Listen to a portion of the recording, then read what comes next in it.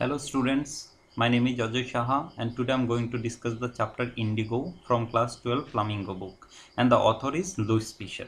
তো এই চ্যাপ্টারটা আলোচনার সাথে সাথে আমি বিস্তারিত লাইন বাই লাইন পুরো আলোচনা করব, কিন্তু তার আগে আমরা জেনে নিই ইন্ডিগো মানে কি। ইন্ডিগো নিয়ে আমরা ইতিহাসের অনেকগুলো চ্যাপ্টারও আগে পড়েছিলাম ছোট ক্লাস থেকে শুরু করে। সো ইন্ডিগো মানে হলো নীল চাষ, যে নীল চাষ নিয়ে ইতিহাসে অনেক কিছু আমরা এই রিলেটেড অনেক টপিক পড়েছি।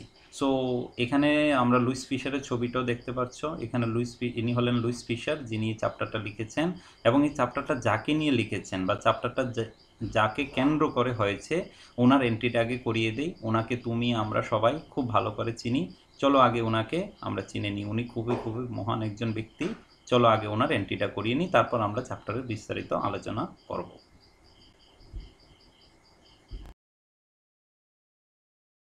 স্টোরিটা হলো একটা ফার্স্ট রাইটার, মানে অথর নিজেই এটা লিখেছেন এবং নিজেই এখানে ব্যাখ্যা করেছেন এটার। So Louis Fischer was born in Philadelphia.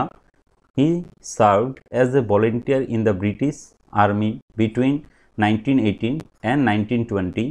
Fishers made a career as a journalist and wrote for the New York Times, the Saturday Review, and for European and Asian publication. He was also member of the faculty at Princeton University. The following is an excerpt from his book The Life of Mahatma Gandhi. So Louis Fischer কোথায় জন্মগ্রহণ করেছেন? ফিলাডেলফিয়াতে, এবং উনি voluntary সার্ভিসও দিয়েছিলেন British আর্মিতে after the first world war 1918 and 1920, 2 বছর। তারপর ওনার career একজন জার্নালিস্ট হিসাবে শুরু করেছেন। এই চ্যাপ্টারটা যে লিখেছেন উনি একজন জার্নালিস্ট হিসাবে লিখেছেন, এবং ওনার সাথে গান্ধীজির খুব ক্লোজ একটা রিলেশন ছিল। গান্ধীজির অনেক কাজকর্ম, অনেক সোশ্যাল ওয়ার্ক যেটা করেছেন সেটাকে উনি পেপারের মাধ্যমে বিভিন্ন ন্যাশনাল অ্যান্ড ইন্টারন্যাশনাল নিউজ পেপারের মাধ্যমে উনি এটাকে পাবলিশ করেছিলেন। সো উনি অনেকগুলো পেপারের জন্য জার্নালিজম হিসাবে কাজ করেছিলেন, যেমন the new York Times, the Saturday review, European and Asian publication, এই সমস্ত নিউজ পেপারের জন্য তিনি কাজ করেছিলেন। এবং তিনি প্রিন্সটন ইউনিভার্সিটির একজন ফ্যাকাল্টিও ছিল। ফ্যাকাল্টি মানে এমপ্লয়ি ছিলেন তিনি ওখানের। সো এখানে ছবিতে তোমরা দেখতে পারবে প্রিন্সটন ইউনিভার্সিটির একটা ছবি দেওয়ার আমি চেষ্টা করেছি, এবং ইনি হলেন আমাদের Louis Fischer, author of this chapter. এই যে চ্যাপ্টারটা ইন্ডিগো চ্যাপ্টারটা, এই চ্যাপ্টারটা উনি কার জীবন নিয়ে লিখেছেন? Mahatma Gandhi. The life of Mahatma Gandhi, এই বইটা থেকে একটা এক্সার্ট হলো ইন্ডিগো চ্যাপ্টারটা। সো চ্যাপ্টার এক্সপ্লেনেশন করি আমরা, চলো। When I first visited in 1942 and at his ashram in Sevagram in central India, he said, I will tell you how it happened that I decided to urge the departure of the British. It was in 1917. So যেটা আমি বললাম যে এটা একটা first person story, এবং এখানে লেখক নিজেই এটাকে আমাদের সামনে তুলে ধরেছেন। সো এখানে আই মানে কি? Louis Fischer. এবং লুইস ফিশার বলছেন যে আমি গান্ধীজির আশ্রম যখন ভিজিট করলাম, যেটা সেন্ট্রাল ইন্ডিয়াতে পড়ে, সেবাগ্রাম, আমরা জানি সেবাগ্রাম আশ্রম কোথায় আছে। সো ওই 1942-তে যখন তিনি গান্ধীজি সেবাগ্রাম আশ্রমে ভিজিট করলেন, তখন গান্ধীজি ওনাকে বলছেন, এখানে হিজ বলতে গান্ধীজির কথা বোঝানো হচ্ছে, এবং হি সেড, হি মানেই হলো গান্ধীজি। গান্ধীজি তাকে বলেছে যে আই উইল টেল ইউ, মানে আমি, মানে গান্ধীজি কাকে বলছেন? লুইস ফিশারকে বলছেন যে কিভাবে তিনি ডিসাইড করেছেন যে ব্রিটিশদেরকে যে করে হোক আমাদের ভারত থেকে তাড়াতে হবে, এবং এটা টাইম ছিল 1917। অ্যাকচুয়ালি আমি তোমরা সবাই জানো যে আমাদের ভারতের স্বাধীনতা আন্দোলনে গান্ধীজির কত বড় একটা ভূমিকা ছিল, এবং উনি যে এই রাস্তাটা চুজ করেছেন, উনি একজন লয়ার ছিলেন, উনি চাইলে উনি অন্যভাবে জীবনটাকে কাটাতে পারতেন। অনেক রাস্তা ছিল ওনার কাছে, অপশান ছিল ওনার কাছে, কিন্তু উনি শুধুমাত্র ভারতের স্বাধীনতার জন্য এত বড় নেতৃত্ব দিয়েছিলেন, এবং এটার জন্য উনি ইন্সপিরেশনটা কোথায় থেকে পেয়েছিলেন। এবং গান্ধীজি বলছেন যে এটা টার্নিং পয়েন্ট, তার জীবনে যে স্বাধীনতা আন্দোলনের যে টার্নিং পয়েন্টটা, এটা কবে শুরু হলো? 1917-এ। তো কি হয়েছে ওই সময়ে? He said he had gone to the December 1916 annual convention of the Indian National Congress Party in Lucknow. There were 2301 delegates and many visitors. তো গান্ধীজি বলছেন যে উনি ইন্ডিয়ান ন্যাশনাল কংগ্রেস পার্টির একটা কনভেনশন ছিল, একটা অনুষ্ঠান ছিল লখনৌতে, এবং সেটা কবে ছিল? 1916 ডিসেম্বরে।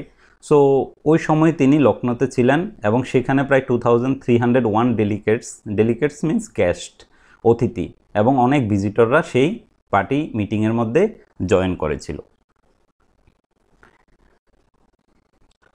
During the proceedings, Gandhi recounted a peasant came up to me looking like any other peasant in India, poor and emaciated, and said, I am Rajkumar Shukla, I am from Champaran, and I want you to come to my district. Gandhiji had never heard of the place. It was in the foothills of the towering Himalayas near the kingdom of Nepal. So emaciated এর মানে হলো very Lin, মানে রোগা, আর towering মানে হলো very high. So Gandhiji এখানে বলছে যে যখন মিটিংটা চলছিল তখন একজন পিজেন্ট মানে কৃষক তার কাছে এসেছে। সে ভারতের অন্যান্য যে কৃষকরা থাকে, যাদের অবস্থা যেরকম থাকে, মানে কৃষকদের অবস্থা খুবই শোচনীয় অবস্থা থাকে, তাদেরকে দেখতে অনেকটা গরিব এবং রোগা দেখতে লাগে। সো রাজকুমার শুক্ল তাদের মতোই একজন ছিল। আর তৎকালীন ভারতে, পরাধীন ভারতের মধ্যে কৃষকদের অবস্থা তো আরও খারাপ ছিল, যেটা তোমরা হিস্টোরির মধ্যে বিভিন্ন চ্যাপ্টারগুলোর মধ্যে জেনেছো ইতিহাসের। সো ওখানের মধ্যে আমরা জেনেছিলাম যেমন ভারতের কৃষকদের উপর খুবভাবে অত্যাচার করা হতো। তো রাজকুমার শুক্লাকে সেজন্য বলা হয়েছে সে অন্য আদার পিজেন্টের মতো, ভারতের যে অন্যান্য পিজেন্ট ছিল এই পিজেন্টের মতোই তারা দেখতে। এবং সে কোথায় থেকে এসেছে? চম্পারণ থেকে এসেছে। এবং সে গান্ধীজিকে বলছে আমি তোমাকে আমার ডিস্ট্রিক্টের মধ্যে নিয়ে যেতে চাই। এবং গান্ধীজি এর আগে কোনো দিনও তোমার এই ডিস্ট্রিক্টটার নাম শুনেনি, মানে চম্পারণ কোথায়। তারপর তিনি জানতে পেরেছেন যে চম্পারণ হলো হিমালয়ের কাছাকাছি নেপাল কিংডম, মানে নেপাল রাজ্যে, নেপাল দেশের প্রায় কাছে এটা অবস্থিত। Under an ancient arrangement, the Champaran peasant were sharecroppers. Rajkumar Shukla was one of them. So আগে মানে অ্যানসিয়ান্ট সময় থেকেই অ্যারেঞ্জমেন্ট ছিল, এমনভাবেই অ্যারেঞ্জমেন্ট ছিল যে চম্পারণের যে পিজেন্টরা ছিল তারা শেয়ার কোপার ছিল। শেয়ার কোপার মানে হলো a person who gives a part of each crop as rent, মানে যারা একজন ব্যক্তি যে কৃষিকাজ করার জন্য তার ক্রপের একটা অংশ তাদেরকে রেন্ট হিসাবে দিতে লাগতো, মানে ভাড়া হিসাবে দিতে লাগতো, তো তাদেরকে বলা হতো শেয়ার কোপার। তো রাজকুমার শুক্লাও এরকম একজন, তাদের মধ্যে একজন শেয়ার কোপার ছিল তাদের মতোই। হি ওয়াজ ইলিটারেট বাট রিজোলেট। তো সে কি ছিল? সে ইলিটারেট ছিল, মানে আনএডুকেটেড ছিল, কিন্তু সে ছিল রিজোলেট মানে হলো strong determined person, very farm, মানে যে সিদ্ধান্ত নেয় সেটা করেই দেখায়, এরকম টাইপের পার্সনদেরকে রিজোলেট বলা হয়। তো বলছে যে তিনি একজন অশিক্ষিত ছিল, ঠিক আছে, কিন্তু সে ছিল একজন strong determined person. He had come to the Congress session to complain about the injustice to the landlord system in Bihar, and somebody had probably said speak to Gandhi. So তিনি এই কংগ্রেস সেশনের মধ্যে কেন এসেছিলেন? তা কমপ্লেন করার জন্য। তাদের এখানে যে ইনজাস্টিসটা হচ্ছিল বা অন্যায় হচ্ছিল, ল্যান্ডলর্ডরা তাদের সাথে যে অন্যায় অবিচার করছিল, যে বিহারের মধ্যে যে সিস্টেমটা, সেটার বিরুদ্ধে সে কংগ্রেস যে সেশনের মধ্যে সে কমপ্লেন করতে এসেছিল। কারণ তৎকালীন সময়ে কংগ্রেস এমন একটা পার্টি ছিল যারা ভারতের গরিব কিষাণ এরকম ইংরেজদের বিরুদ্ধে লড়াই করার মতো ক্ষমতা রাখে। সেজন্য সে কংগ্রেস সেশনের মধ্যে এসে ওই পার্টি মানে ওই সিস্টেমটা সম্পর্কে, ইনজাস্টিসটা সম্পর্কে তাদেরকে অবগত করার জন্য এসেছিলেন। এবং আসার পরে সম্ভবত ওদের মধ্যে ওখানে যে 2301 ডেলিগেটস ছিল, তো তাদের মধ্যে থেকে কেউ একজন হয়তো বলেছে যে তুমি গান্ধীজির সাথে গিয়ে দেখা করো। Gandhi told Shukla he had an appointment in Kanpur and was also committed to go to other parts of India. So যখন সে গান্ধীজিকে বলল যে তুমি মানে আপনি আমাদের ডিস্ট্রিক্টে চলেন, তখন গান্ধীজি বলেছে যে আমার অ্যাপয়েন্টমেন্ট অলরেডি আছে Kanpur. Kanpur is the former name of Kanpur. So কানপুরের আগের নাম ছিল কানপুর। সো ও কানপুরের মধ্যে ওনার গান্ধীজির অলরেডি অ্যাপয়েন্টমেন্ট ছিল, এবং গান্ধীজি বলছে যে আমার ভারতের অন্যান্য যে পার্টস আছে আরও অনেক জায়গাতে আমার যেতে হবে মিটিংয়ের জন্য, সো ওনার কাছে এখন সময় নেই। Shukla accompanied him everywhere. Then Gandhi returned to his ashram near Ahmedabad. Shukla followed him to the ashram for weeks. He never left Gandhi's side. So যখন গান্ধীজি বলল যে ওনার কাছে এখন টাইম নেই, কিন্তু শুক্লা কিন্তু এখানে হার মানেনি। সে কী করলো, সে গান্ধীজির সাথে তার সমস্ত জায়গাতে প্রায় এক সপ্তাহ ধরে সে গান্ধীজির সাথে ঘুরতে শুরু করলো, এবং যখন গান্ধীজি ফাইনালি আহমেদাবাদ আশ্রমে আসলো, তার সাথেও মানে গান্ধীজির সাথে তখনও রাজকুমার শুক্লা ছিল। Fix a date, he begged. Impressed by the sharecroppers tenacity and story, Gandhi said, I have to be in Calcutta on such and such a date. Come and meet me and take me from there. So Gandhiji তারপর যখন সে continuously এক সপ্তাহ ধরে গান্ধীজির সাথে ছিল, গান্ধীজি যেখানে গেছিল সেও সেখানে যাচ্ছিল, তারপর গান্ধীজিকে সে প্রার্থনা করে বলল যে আপনি আমার জন্য একটা ডেট ফিক্স করে দেন। গান্ধীজি তার এই অ্যাটিটিউড দেখে, এই যে রাজকুমার শুক্লার অ্যাটিটিউড দেখে উনি বাধ্য হয়ে বলল যে আমি ক্যালকাটাতে ওই ডেট থেকে, একটা নির্দিষ্ট ডেট বলেছে যে ওই ডেট থেকে ওই ডেটের মধ্যে আমি ক্যালকাটাতে যাব, তুমি সেখানে আসো এবং আমাকে সেখান থেকে নিয়ে যাও। গান্ধীজি এটা বলার পরে মান্থস পাস্ট, প্রায় 1 মাস চলে গেছে। Shukla was sitting on his haunches at the appointed spot in Calcutta. When Gandhi arrived, he waited till Gandhi was free. তো এখানে কি বলছে অথর আমাদেরকে, যে শুক্লা ওই জায়গাটাতে 1 মাস পরে বা শুক্লা ওই জায়গাটাতে গিয়ে হঞ্চেস পজিশনে, হঞ্চেস মানে হলো সিটিং পজিশন, এই যে তোমরা দেখছো এরকমভাবে বসাটাকে হঞ্চেস বলা হয়। তো অ্যাট দ্য অ্যাপয়েন্টেড স্পটের মধ্যে ক্যালকাটা, যেখানে গান্ধীজি বলল যে তুমি সেখানে আসো এবং আমাকে নিয়ে যাও, এবং সে সেখানে গেল এবং ওখানে হঞ্চেস পজিশনে গিয়ে গান্ধীজির জন্য অপেক্ষা করতে লাগলো। এবং গান্ধীজি যখন সেখানে গেল, সে গান্ধীজির জন্য অপেক্ষা করতে লাগলো, এবং যতক্ষণ অবধি না গান্ধীজি ফ্রি হচ্ছেন ততক্ষণ অবধি সে গান্ধীজির জন্য ওইখানে ওয়েট করছিল। Then the two of them boarded a train for the city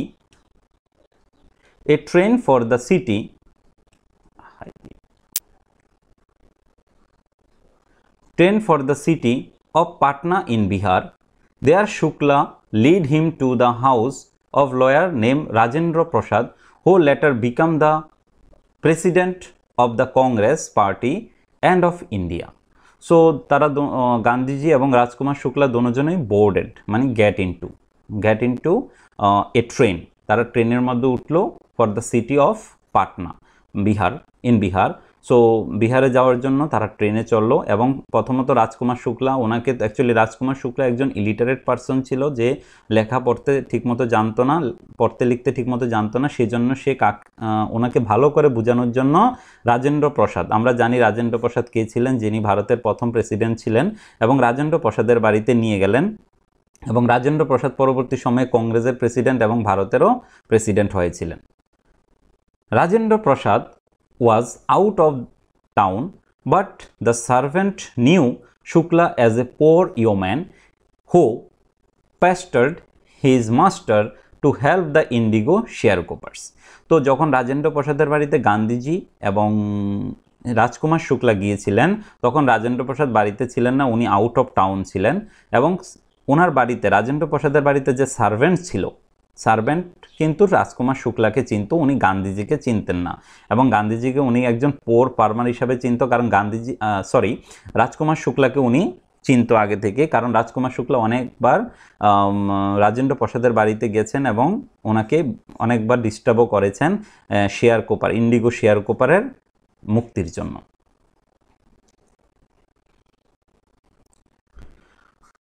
So let him stay on the grounds with his companion Gandhi, whom they took to be another peasant.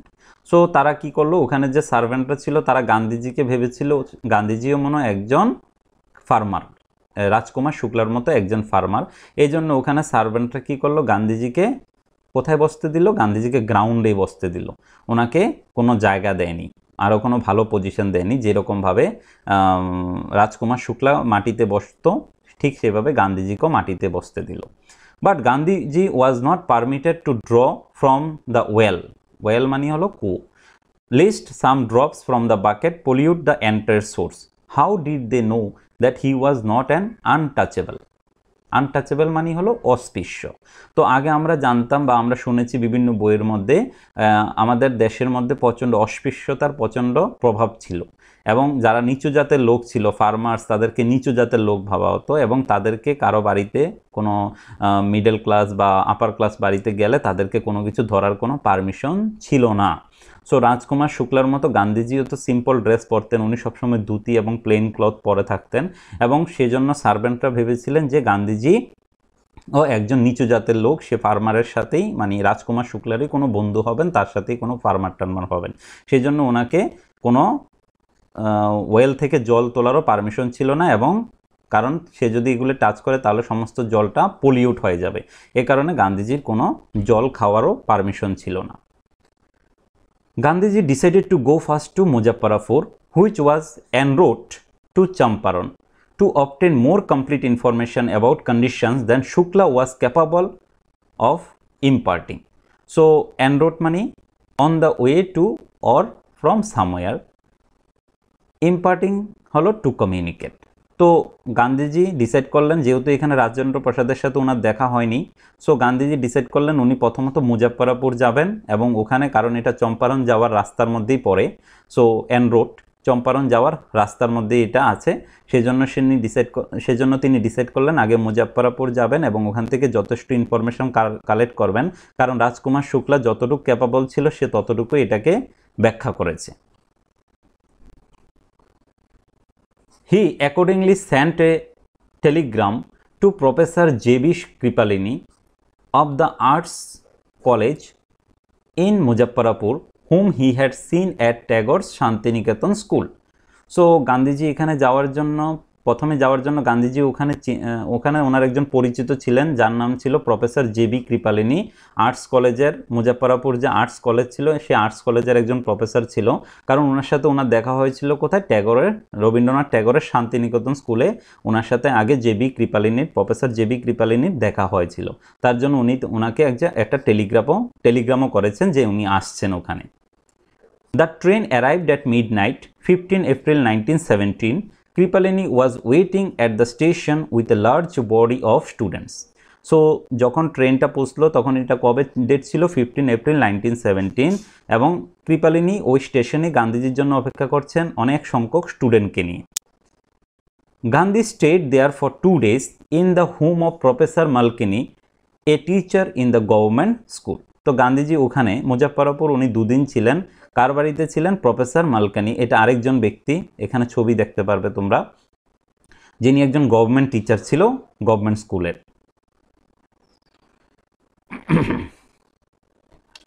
It was an extraordinary things in those days, Gandhi commented, for a government professor to hover a man like me.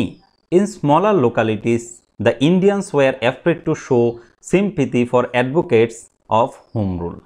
So এখানে খুব important একটা কথা বলেছেন, in those days মানে হলো British rules.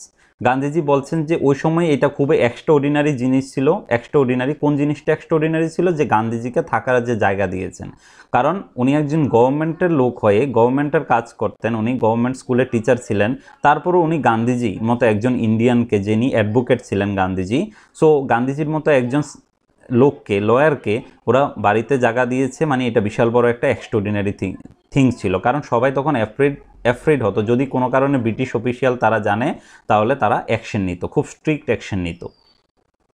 The news of Gandhi's advent and of the nature of his mission spread quickly through Muzaffarpur and to Champaran.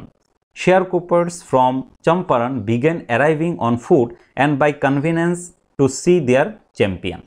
So advent মানে হলো arriving, আর কনভেনেন্স মানে হলো the process of moving from one place to another. So এখানে যে গান্ধীজি যে মুজাফফরাপুর আসলেন এবং ওনার যে মিশন, যে উনি চম্পারণের যে শেয়ার কোপার্স আছেন তাদেরকে মুক্তি দেবেন, তাদের জন্য লড়াই করবেন।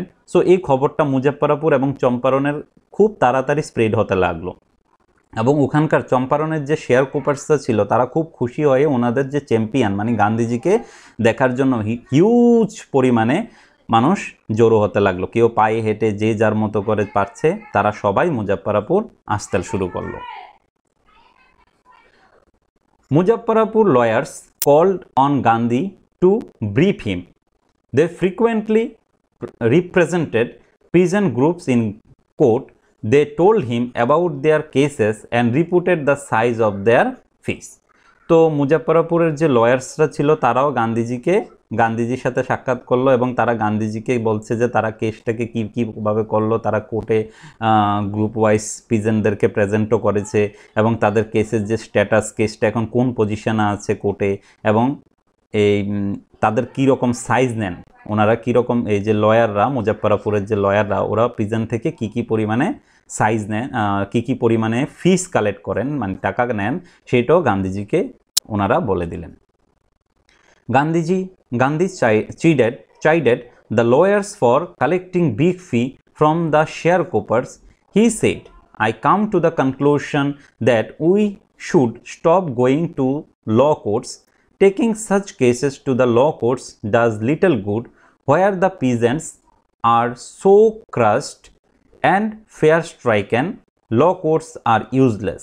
The real relief for them is to be free from fear. তো গান্ধীজি এখন এই কথা শুনে যে লয়াররা যখন বলল যে ওনারা কি করেন, ওনারা ফিস কালেক্ট করেন কার থেকে, শেয়ার কোপার্সদের থেকে মানে পিজেন্টদের থেকে। তো এই কথা শুনে গান্ধীজি খুব রাগ হলেন এবং উনি ওখানের যে লয়ার ছিল ওদেরকে গালিগালাজ করতে লাগলেন এবং বললেন যে উনি একটা ডিসাইড করলেন যে উনি এই সমস্ত কেসেসগুলো উনি কোর্টের মধ্যে নিয়ে যাবেন না, কারণ এটা নেওয়াটা খুবই একটা ভালো লক্ষণ না। আর যেখানে পিজনরা সবাই কী রকম অবস্থায় আছে, crust means shape of broken and fear striker means afraid too much, যেখানে কৃষকরা প্রচণ্ড ভয়ভীত, সুতরাং কোর্ট এখানে তাদের কোনো রকমের ন্যায় বিচার করবে না। সুতরাং তাদের আসল কাজ হলো তাদেরকে ভয় থেকে মুক্তি দিতে হবে, সেটা এখন গান্ধীজি ডিসাইড করলেন। Most of the arable land in the Champaran district was divided into large estates owned by Englishmen and worked by Indian tenants. The chief commercial crop was indigo. So এখানে কি বলছে যে ওখানে যে arable মানে হলো suitable for growing crops and tenants means a person who pays rent for use মানে হলো peasant, এখানে tenants বলতে peasantদেরকে বোঝাচ্ছে। সো এখানের যে অ্যারাবেল প্লেসগুলো মানে যে প্লেসগুলোতে কাল্টিভেট হতো চম্পারণ ডিস্ট্রিক্টের, সেই প্লেসগুলো ডিভাইডেড করা ছিল, লার্জ স্টেটগুলোই ছিল ইংলিশম্যানদের কাছে, মানে ইংলিশম্যান মিন্স ব্রিটিশদের কাছে, তাদের ব্রিটিশদের অধীনে ছিল। এবং এই সমস্ত ল্যান্ডগুলাতে মানে জমিগুলাতে কাজ করতো কারা, ভারতীয় কৃষকরা, এবং তার জন্য তাদেরকে কি করতে হতো, তাদেরকে রেন্ট দিতে লাগতো, ভাড়া দিতে লাগতো। তো এখানের জমিতে যে মোস্ট অফ দ্য ক্রপস মানে মেন কমার্শিয়াল ক্রপস ছিল, বিজনেস ক্রপ ছিল, শস্য ছিল, সেটা ছিল ইন্ডিগো। সো আমরা প্রথমে আমি ডিসকাস করেছিলাম যে ইন্ডিগোটা কি। ইন্ডিগোটা হলো, তোমরা এখানে ছবি দেখো, এটা ছিল ইন্ডিগো ছিল নীল চাষ। আমরা ইতিহাসে শুনেছি যে ইন্ডিগোর মিনিংটা হলো নীল চাষ, সম্পর্কে আমরা আগেও ইতিহাসে জেনেছি এবং এখানে সেই কথাটাই এখানে বলা হচ্ছে, সেই জিনিসটা নিয়ে এখানে ডিসকাস করা হচ্ছে। So landlords compelled all tenants to plant 3/20 or 15% of their holding with indigo and surrender the entire indigo harvest as rent.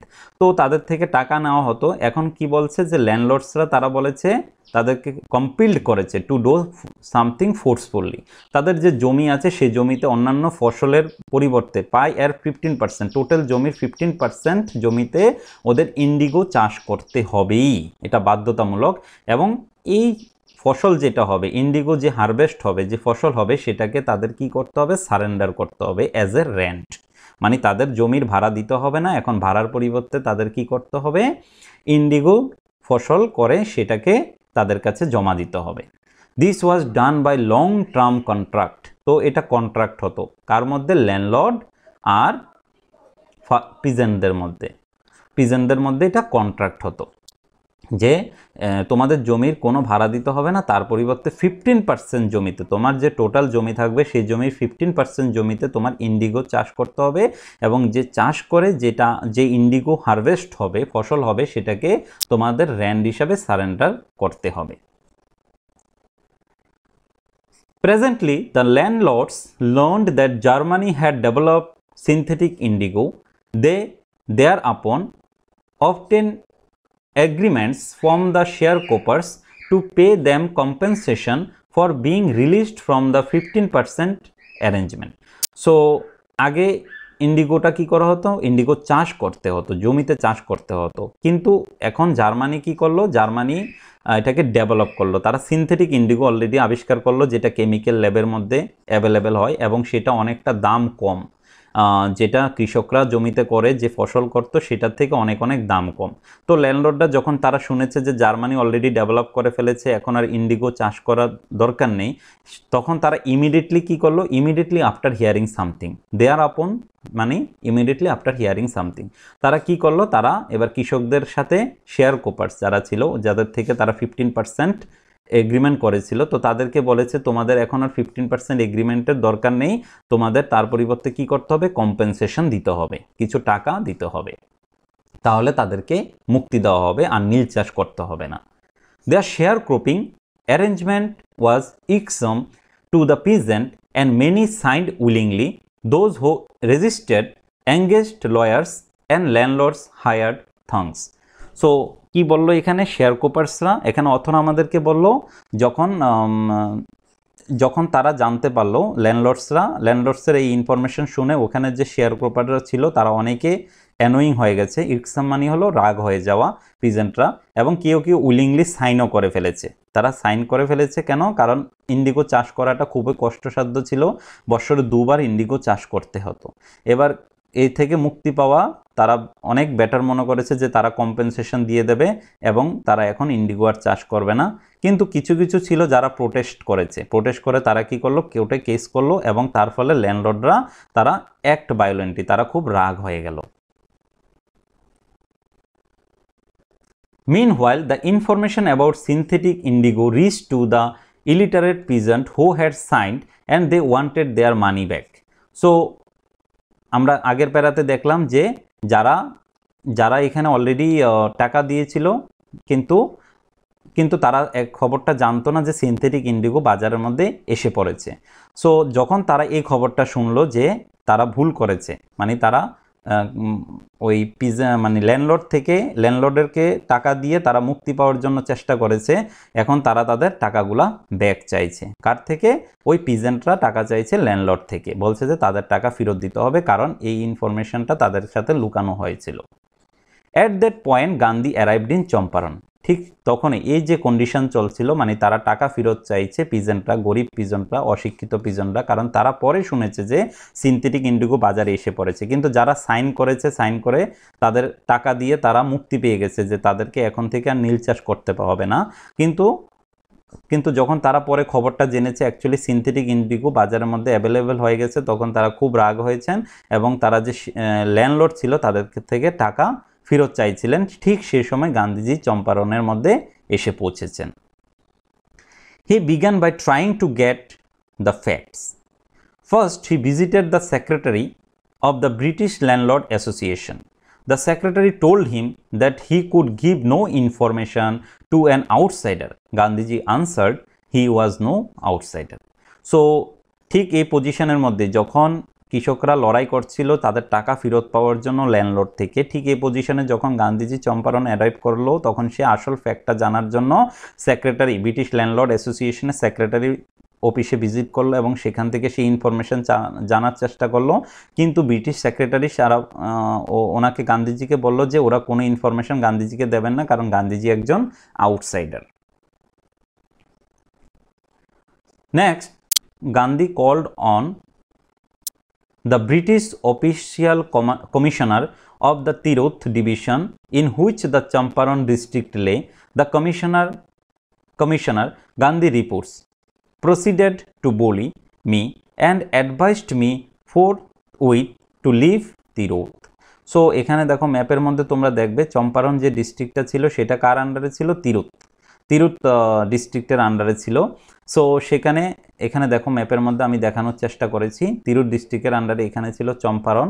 So এই চম্পারণ অফিসে যাওয়ার আগে যে এখানে তিরুতের মধ্যে গান্ধীজিকে ডাকানো হয়েছিল, কে? ব্রিটিশ অফিসিয়াল কমিশনার ডাকানো হয়েছে এবং উনি ডেকে গান্ধীজিকে বলছেন যে না উনি তাড়াতাড়ি এখানে তিরুত ছেড়ে চলে যায়।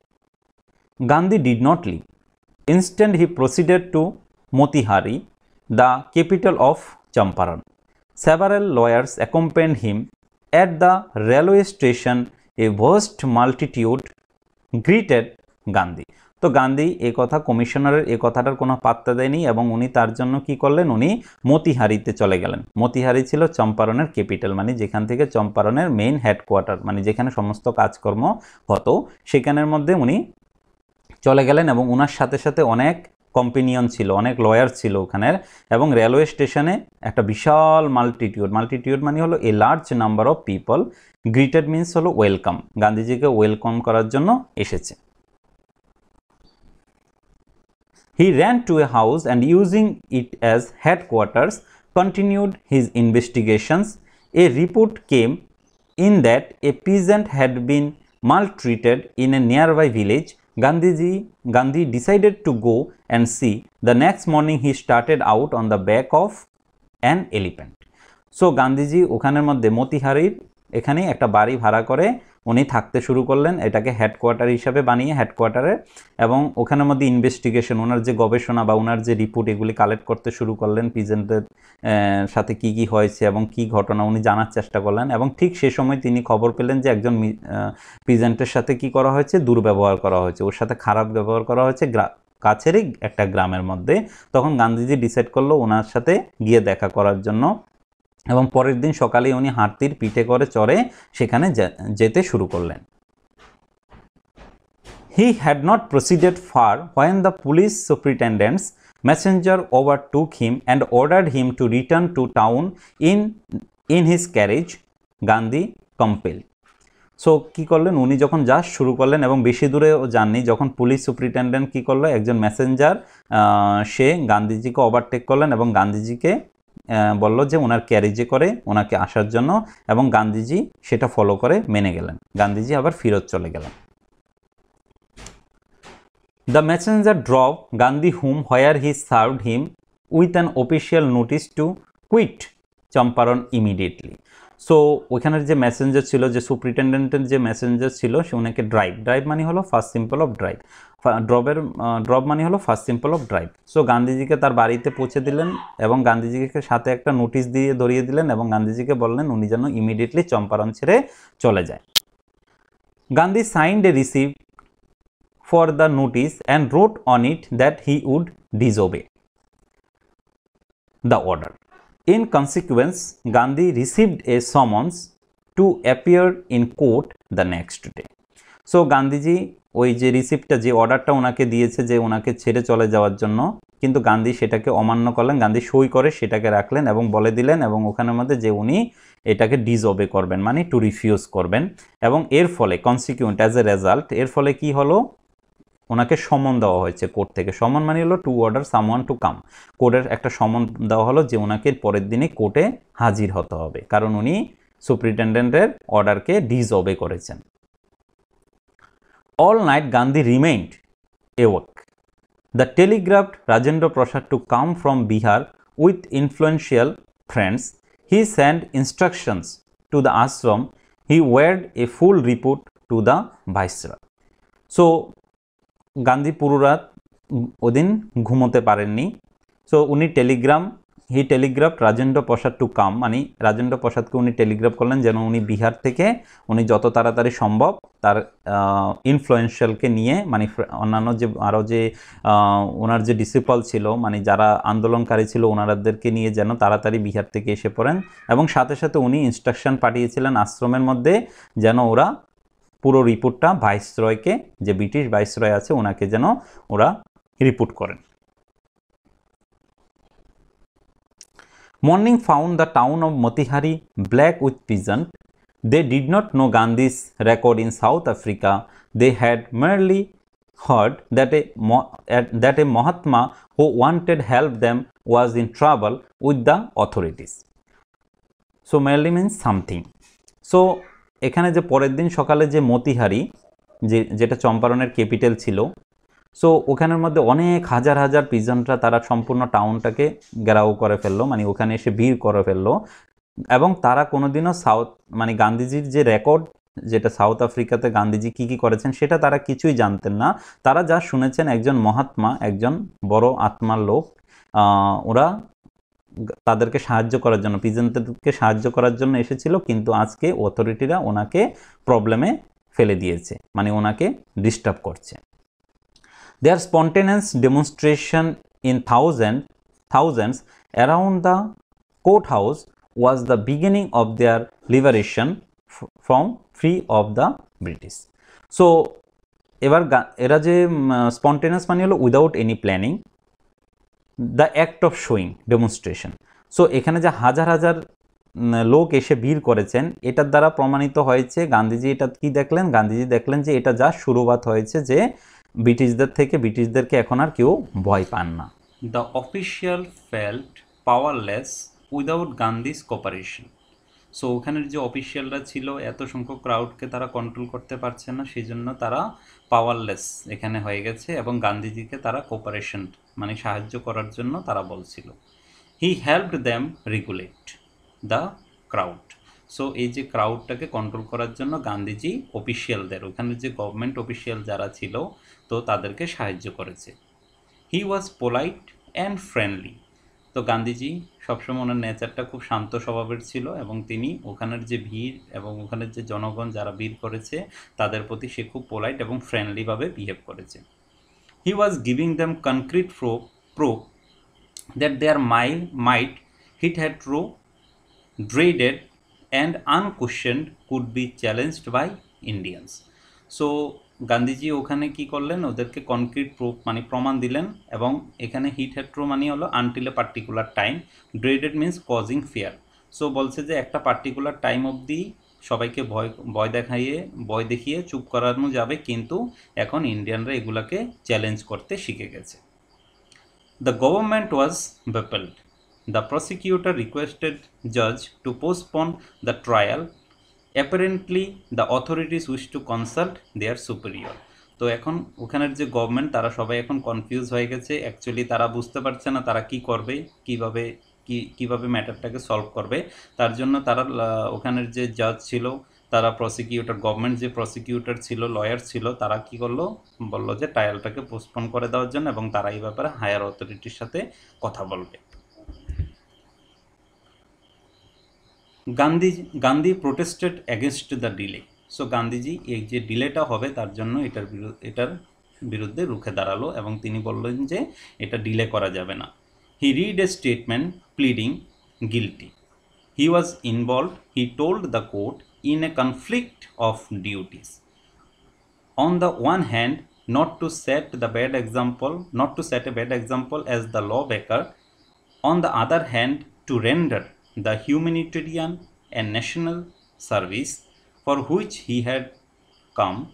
He disregarded the order to leave, not for want of respect for lawful authority, but in obedience to the higher law of our being, the voice of conscience.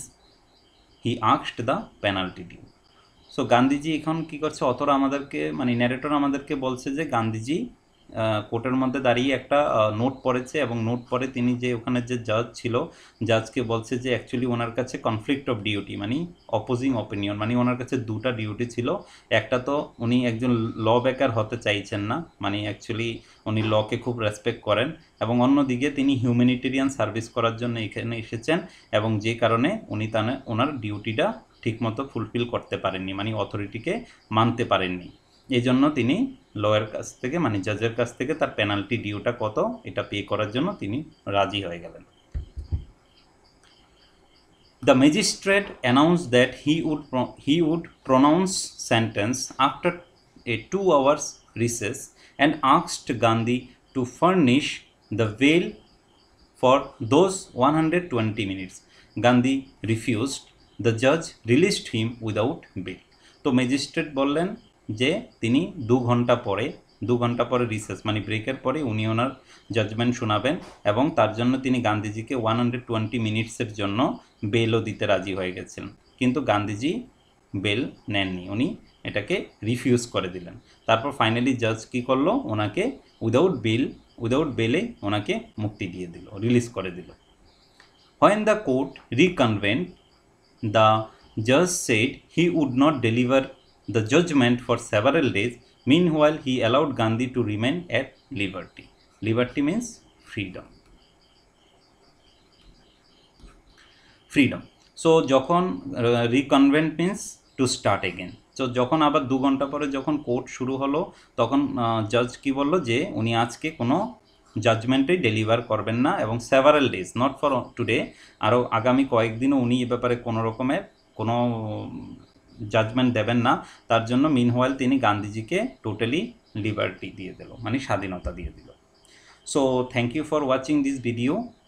I have finished this video only first part, and in the next video we'll finish the second part also.